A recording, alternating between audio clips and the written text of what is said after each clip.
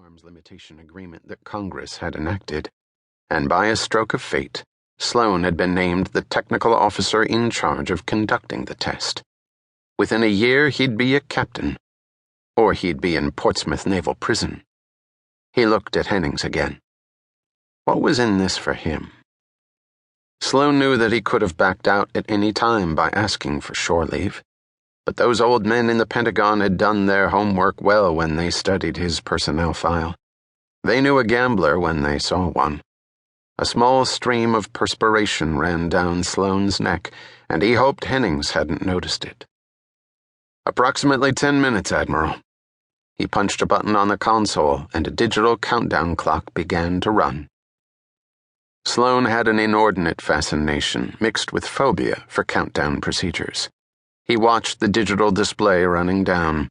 He used the time to examine his motives and strengthen his resolve. To rationalize.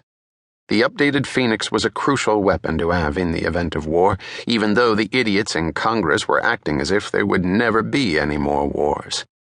One discrete test of this missile would tell the Joint Chiefs if it would work under combat conditions, if the increased maneuverability would mean that the kill ratio of this newest weapon could be nearly 100%.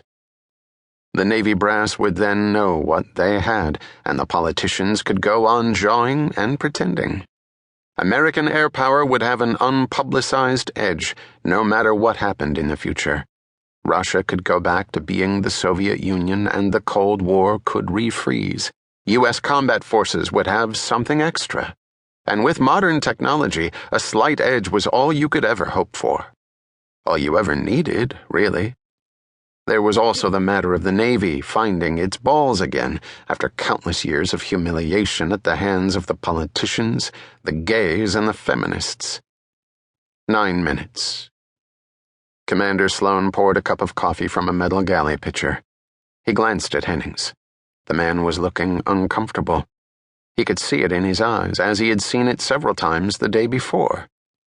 Did Hennings know something that he didn't? Sloan walked to the far end of the console and looked at the gauges. But his thoughts were on Hennings now. Hennings seemed to be almost uninterested in the testing. Uninterested in Sloan, too, which was unusual since Sloan was certain that Hennings was to make an oral evaluation report on him. Sloan felt that almost forgotten ensign's paranoia creeping over him, and shook it off quickly.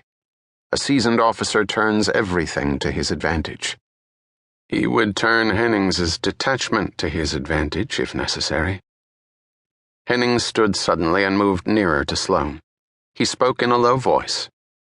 Commander, will the data be ready as soon as the testing is complete? Will you need to do anything else? Sloan nodded. Just a few qualitative forms.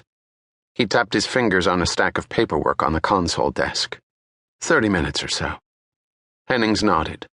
The room was silent except for the ambient sounds of electronics. Randolph Hennings let his eyes wander absently over the equipment in the tight room. The functions of this equipment were not entirely a mystery to him.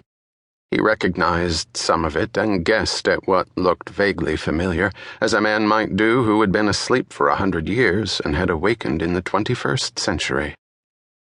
When he was a younger man, he had asked many questions of his shipboard technicians and officers.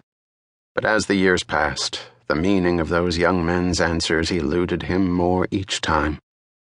He was, he reminded himself, a product of another civilization.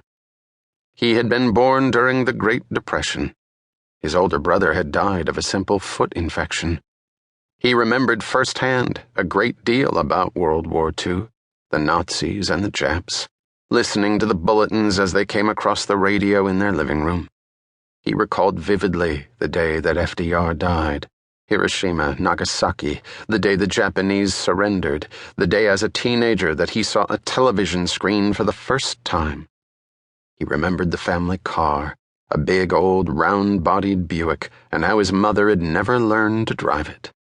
They'd come an incredibly long way in a short span of time.